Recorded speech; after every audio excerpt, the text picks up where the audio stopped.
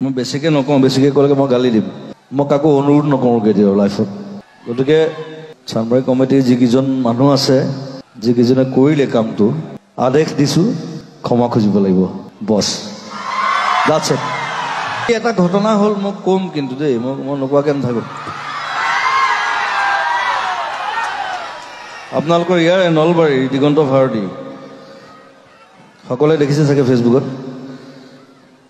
Chandmari Bihu committee কেইজনমানে অপমান কৰিছে তেওঁক।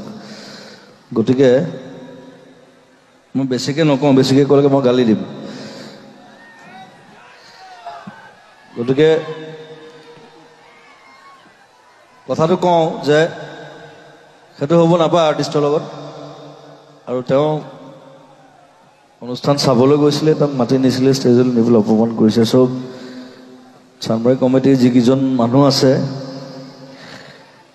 যিকেইজনে কৰিলে কামটো, মই কাকো অনুৰোধ নকৰোঁ কেতিয়াও লাইফত। আদেশ দিছোঁ, ক্ষমা খুজিব লাগিব বছ। That's it.